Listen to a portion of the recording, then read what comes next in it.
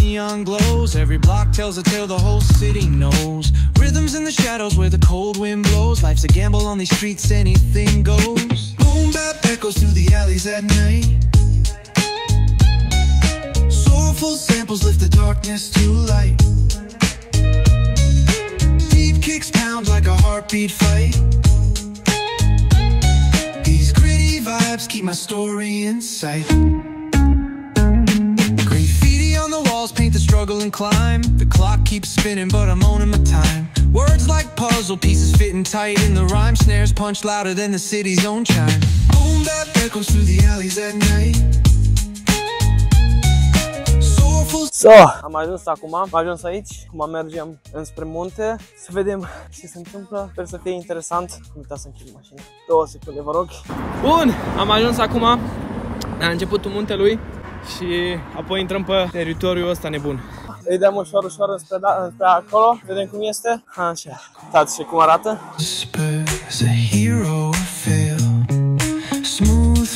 Foarte frumos astăzi, am nimerit o zi perfectă pentru asemenea chestii. O luăm pe aici, pe la dreapta, frumos, cum trebuie, cum vedeți, super frumos pe aici, pe la intrare. Sunt 2 intrări de fapt, doar că am zis să o iau pe aia principală din cauza că pe acolo e cea mai multă lume și tind să nu mă rătăcesc acolo.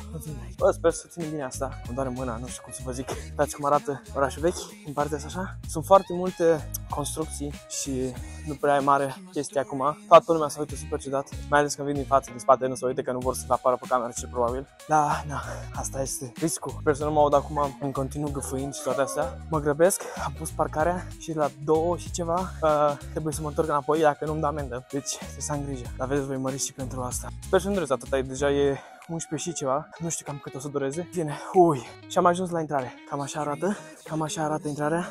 Și acum trebuie să mergem așa sus până încolo. În fine, o să vă scutez de tot drumul. Aici sunt foarte multe statuete puse și dacă ne uităm aici bine, trebuie să ne uităm, vedem și Capuțina Berg Francisc Schlössl. Asta este muntele practic, iar noi suntem, uite aici. De aici.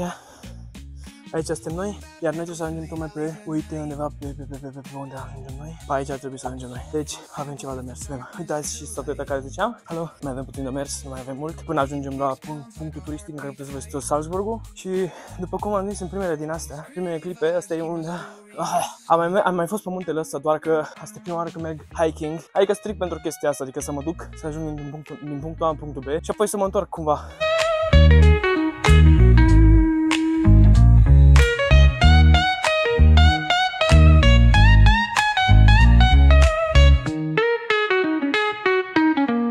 După cum puteți vedea, din cauza asta se numește drumul lui Isus. Foarte multe statuete cu sfinți, Isus și sfinți sau cum se numesc ei.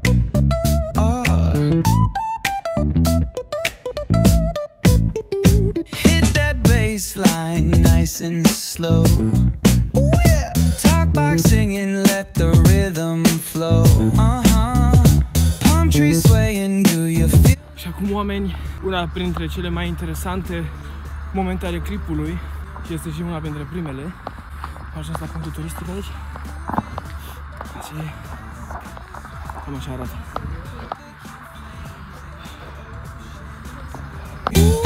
Catch the vibe, keep it alive, so real, so true. This laid back life's just what we do. Chilling at the cookout, grab a plate.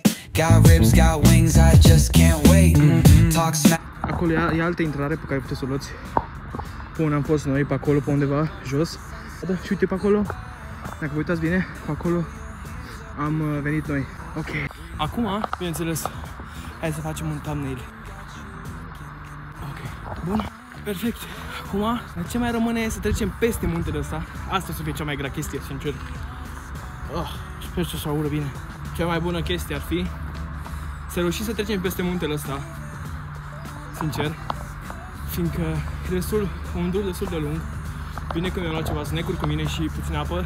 Sper să nu mă rătăcesc, sincer, fiindcă e un drum lung, cum v-am și arătat. Foarte mult soare afară și foarte mulți oameni. neașteptat de mulți, sincer. Într-o zi de marți. Wow, deja am început să transpir. Miraculos de mult, sincer. Neașteptat. N-am mai fost sincer la o expediție de genul. Și probabil din cauza asta, foarte mult de mers. Și condiția mea fizică nu mai e cum era odată. Vorbesc de cam 45 de ani. Avem aici o casă, e veche, destul de veche. Uitați aici, este destul de creepy oarecum. Nu știu dacă avem voie. Cred că cineva locuiește aici, cauza că este înmatriculat, așa să zicem, aici, cu un număr. Acolo sus avem o statuie a lui Mozart. Este frumoasă. Un drum care duce în sus și nu știu dacă este cel trebuie să mergem.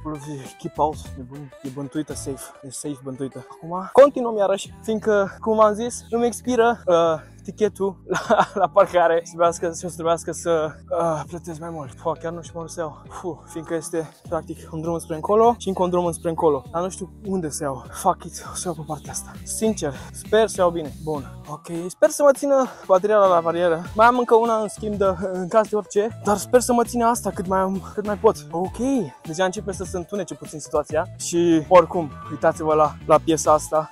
Cât de frumos e, jur, uitați-vă puțin, e blană bombă și uitați-vă cât de frumos, Doamne, iubesc natura, îți jur. Și nu știu de ce am început asta puțin mai devreme, dar niciodată nu-i prea târziu, nu? Wow, cât de frumos.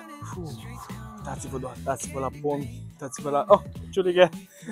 Uitați-vă la peisajul ăsta miraculos și păsărelele cum sună. N-aveți idee cât de frumos este. Vânt nu bate, e puțin însorit, dar nu e nici prea soare să fie cald. E efectiv cât îți trebuie. Dar dacă vii aici noaptea în schimb, ai de capul meu. Păi, păi te mănâncă de viu. Te mănâncă ăla, cum îl cheamă? Neosferat. Și uite și avem și fântâna de la Transilvania. De la Castelul Bran, fântâna Ielelor, sau cum se zice, ce-i drept super frumoasă oază. Sau ce naiba o fi asta, lac. Nu știu, dacă sare acolo ce se întâmplă. Oare? Uitați-vă și voi cât de frumos. Este... Oh my god. Nu pot să descriu cu foarte multe cuvinte, sincer. Fiindcă pur și simplu nu pot. În atât de multe chestii pe care trebuie să le vezi efectiv cu ochiul liber. Avem aici specimene pe care putem să le găsim aici. Avem asta. Oia salamandra sunt niște salamandre cu... Se numește salamandra de foc. Care are un... cum se zice, venin secret, nu știu cum se zice. Avem broaște tot felul care, uite ce broaștele astea, nebuni. Bă, dar ce înseamnă asta? What the fuck? Ok, mai avem încă o oază aici, frumoasă. Și dacă te uiți în sus, vezi toate nebuniile astea aici. Toate... Dai seama câte vietăți locuiesc în pădurea asta, pe muntele ăsta. Oai de capul meu. Avem aici ceva fântână. Dar aici e și The Ring. Bă, frate. Bă, uite ca sigilat-o să nu cumva să vină The Ring pe noi. Nu știu cât de adâncă e, sincer. Dar adâncă-te, mă uit, eu nu e de destul de adâncă, e fix aici. Nu știu dacă se vede. Sper să se vadă. Nu știu. În fine. Dar aici e și The Ring, mă. Mai avem aici o potecă mică, pe drumul pe care am venit, adineori. Mergem în jos, nu știu dacă vreau să mă duc, că am mers atât sus, și așa să mă duc în jos, după aia trebuie să mă duc iar sus, duce oare undeva? Poteca aia duce acolo unde am zis eu că sunt două drumuri, mai știți? Duce acolo, poteca asta duce acolo unde am zis eu că sunt două drumuri. Nu știu dacă s-a auzit pe cameră sau nu prima oară, din cauza că v-am zis, am probleme cu lavaliera. O să trebuiască să-mi cumpăr ceva microfon din ăla atașabil, pe care pot să-l pun pe asta și atunci sper să nu mai am probleme, sincer. Mai e încă o potecă aici sus, iarăși, sincer, nu vreau să mă urc acolo, că e foarte mult de mers. Și măcar să termin eu pe asta, sincer. Prima oară, cred că e destul de ok. După cum văd, din iarăși de mașini, de case. Sunt mai multe case, nu e doar una. Mâncava și gura voastră. Cât ați plătit să vă urcați aici? Pe jos nu vă urcați sigur. Dar e... Deci că aici stă Franklin, mâncava și gura voastră din GTA. Adică pe bune. Stai aici și într-o casă, într-o căsicioară de asta mică, s-a terminat. Jur. Mamă, și încă mai mergem sus. Nu cred așa ceva. Nu cred. E pula. Scuzați-mă. Wow. Uitați-vă aici. Uitați-vă aici, mâncavași. Gurița voastră. Mamă. Bă, frate, bă. Ce înseamnă, frate, asta? Wow. Bă, zici că e pus secret, mă, aici. Foarte frumos, jur. Foarte, foarte frumos. Și... Uite, iar se desparte drumul. Nu știu dacă în jos sau în sus și acum. Da, eu o să încerc să mă duc cât de sus posibil. Ca după aia să merg în jos. Nu era o prostie din asta. Și încerc, uite. Uite ce ciuperci faine. Unde sunt pe aici? Uitați, oameni buni, să știți și voi cu ce să vă încălțați când veniți înspre o chestie de genul. Numai aici un semn cu tot ce vă trebuie. Bastaivec. Nu șlapă, nu tocuri, nu sandale. Adidași închiși, ghete sau adidași de sport, cum i-am și eu. Fiindcă este cel mai bine așa. Credeți-mă, nu vreți să vă muște ceva sau orice altceva. Wow. Oh my god, cât de fain e aici. Uitați-vă la priveliștea asta blană bombă. Hai de capul meu, cât de fain. Jur. Deci cât de mare e chestia asta, mă. Doamne ferește. Mamă, și niște trepte abrupte aici. Mamă, jur, dacă cad aici am mierlit-o. Trebuie să am grijă acum, nu cumva să alunec, că e nasolul rău de tot. Oh my god, trebuie să fiți atenți la chestia asta. Uitați-vă aici. Pe aici trebuie să luăm. Pe aici trebuie să luăm în cava și gura voastră. Și mamă, sper să fie ok. Sper să fie ok. Sincer. Sper să audă, da, ok. Bun. O să țin camera așa, să fie sigur. Mamă, cât de aproape aici, ok? Mergem mai departe. No, cred că o să trebuiască să împachetez puțin camera, fiind este foarte periculos aici. Super abrupt și mie o să trebuiască să sar la un moment dat. Nu știu cum, dar vedem. Sper să nu fie vreo problemă, sincer. Opa. Sunt niște trepte de pământ, știi? Și mie, chiar mie așa să nu cumva să alunec. Nu cred așa ceva, mâncava și gura voastră. Aici sunt trepte de pământ. Sper să nu cad, Doamne ferește. Sunt trepte de pământ, sprijinite de lemne. Și apoi uitați-vă pe unde trebuie să merg, mâncava și gura voastră. Uitați-vă pe unde trebuie să merg. Vedeți alea? Pe acolo. Îți de-alea de fier. Dacă am căzut acolo, îți mortal. Nu vreau să mă... Oh my god, ok. Începem, ok? Începem. Oh my god. Ce să mă țin bine de asta. Camera de... Exact ce ziceam. Și merge așa. Și aici zici că se ascunde un mountain lion din ăla din GTA. Și care zic, băi, ăsta-i burlog, ce n-ai băi asta? Bă, tu să aud foși, ne mâncava și... Dacă ți-l iei aici, știi cum? Zbor. Ok, nu-i nimic. Bă, dar arată fain rău de tot. Jur. Și pe acolo merge pe undeva pe sus, dar nu știu, duce tot așa la o din asta, dar nu vreau să, sincer, nu vreau să mă duc acolo decât. Nici măcar n-am bețe din alea care să pot să merg cu ele. Toate că aș putea să găsesc un băț. Uite aici băț. Ăsta este bățul meu acum. Bățul meu de drumeție. Bravo. Oh my god. Sper să nu fiu lovită pe nimeni în cap. Băi, pe aici vin oameni, vă dați seama. Pe aici vin turiști și merg. Doamne, pe căzi acolo, nu știu cum, n-a murit nimeni acolo. Nici măcar nu știu câte ceasul, sincer. Trebuie să avem în vedere chestia aia. Ok. Aici, Doamne ajută că nu sunt șerpi aici. Jur. Dacă erau și șerpi, se terminase. Gata. Dar aici e climatul foarte rece și nu prea ai de ce să caute. Sunt foarte mulți țânțari, în schimb. Sunt foarte multe pietre nebune care arată într-un fel așa de frumos. Și tot merg în vale, voi vedeți. Acum am urcat și acum coborâm pe piciorul. Zici că merg pe ghimpi. Mai este stresul că gen merg în sus acum. E stresul că merg în jos, ar putea să alunec, să cad jos. Gen, cad jos e pleonazm, așa e? Da, nu știu că să cad. Sper să mă văd ok și că n-am filmat tot vlogul ciudat și în jos. Dați-vă și voi la lemnele astea, la chestiile astea cum nu sunt făcute, dar gen cum au crescut în așa fel încât să fie foarte uniform, cu toată natura, cu toate nebunile. Și aici avem nebunia secretă. Aici este foarte curat, adică mă refer fără pomi. Și poți să vezi destul de multe chestii. Aici deja nu mai suntem în orașul vechi, orașul vechi e tocmai în partea aia. Noi de acolo am venit practic. Dacă vă uitați bine acolo, puteți să veniți după cealaltă începere de drum. Aici este probabil un turn de veghere pe timpul bănesc, dar e închis aici din păcate. Bodenkai. What the fuck? Da, e închisă. Dar e foarte frumos aici. Și mie că dacă te urci acolo s-ar putea să cad cu totul, deci mai bine nu. Ok, sper să nu cad. Aici sunt foarte multe pietre din astea și s-ar putea să alunec pe ele. Bă, deci jur, este foarte mare riscul să cazi, mă, să-ți rupi picioarele sau să sucești picioarele. Jur, uitați-vă. Mă împiedic, mă. Sau să-ți intre ceva în picior. Ia, ce dracu e. Ia, uitați-vă. Nu știu dacă se vede. Se mișcă. Nu știu dacă se vede. Pe acolo, pe undeva.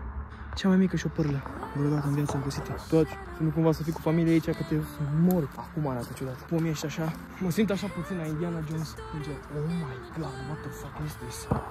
Vedeți? Sunt niște lemne puse așa, gen, fel de gard, ca scut, ca din asta, că se țepușe, toți acolo. Deci mai mult. Da, uitați, mai multe acolo. Nu știu de când sunt acolo. Ia, man.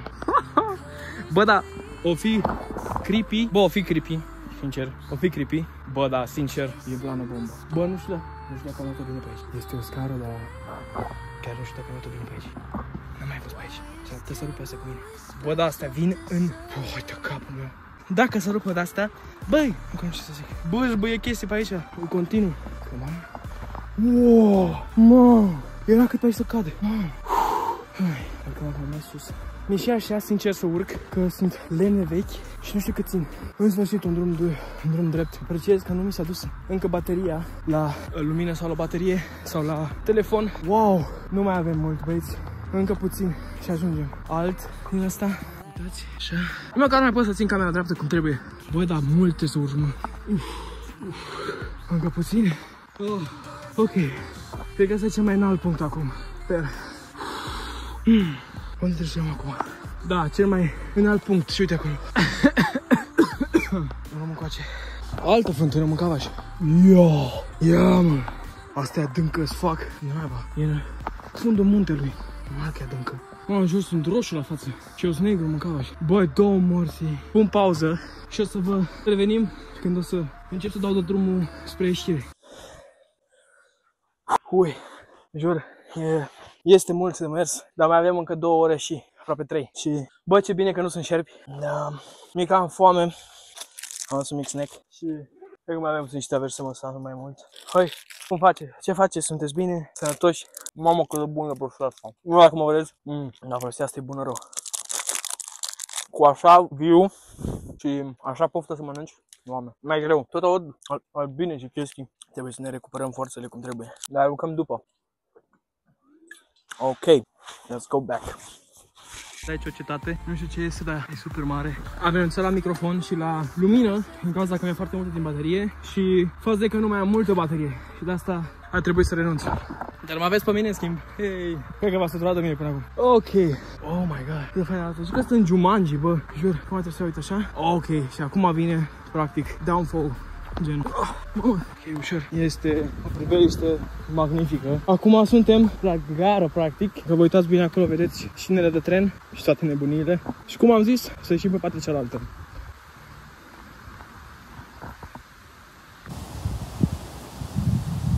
Bă, nu știu cum să vă zic, dar cred că am ajuns aproape la ieșire, sincer să fiu. Nu știu sigur, dar cred că da. Mai dragi oricum foarte puțin și sunt niște trepte. Cred că da. Cred că cam asta a fost drumul lui sus. Deja, uite, gata, vă dau. Bă, ce să vă zic? Mi-a plăcut să vă am alături, să pot să înregistrez gândurile mele față de acest drum de hiking. A fost super amuzant, sincer. Puțin înspăimântător la faza cu treptele alea, dar în rest a fost genial, sincer să fiu. Genial. O să mai facem cu siguranță chestia asta. Nu doar singur, ci și cu alți prieteni. O să fie super fun. So, basically, guys, I did it. Uitați, acum suntem aici. Am fost aici am început. Pe aici pe undeva, aici, uite aici, fix aici am început și am ajuns până aici. Este un drum destul de lung, sincer, nu mă așteptam să fie așa de lung, dar a fost un drum fun. Am mai întâlnit câțiva oameni care au făcut asta, super șmecheră, mă refer pe drum, gen, mulți oameni au făcut asta, dar gen, na. Pe drumul ăsta super fain, jur. Da, vă pup, vă iubesc, să aveți grijă de voi. Din păcate n-am avut așa multă baterie să filmez tot, cauza că n-am fost scurcat de telefon până la urmă. Dar am ajuns acasă după o zi nelugată în care am făcut super multe chestii și una dintre cele mai importante a fost chestia cu hiking-ul, în care v-am luat și pe voi și a fost super șmecher. Dar din păcate bateria de la telefon s-a terminat înainte să ajungem la capăt. Am făcut și o filmare cu harta cât am făcut până acolo. A durat undeva la vreo 2 ore jumate, cred, cam așa. Mi s-a dus fix, n-am terminat drumeția, practic, bateria, așa că a trebuit să fac videoclipul ăsta de acasă, să vă anunț că totul e super, totul e bine. Și vreau să vă anunț că o să vină încă videoclipuri cu chestii de genul și vă dați seama că și alte chestii gen challenge-uri, nebunii, știți voi, chestii, trestii, nebunii. Dar până atunci vă las, vă pup, vă iubesc și să aveți grijă de voi. La revedere!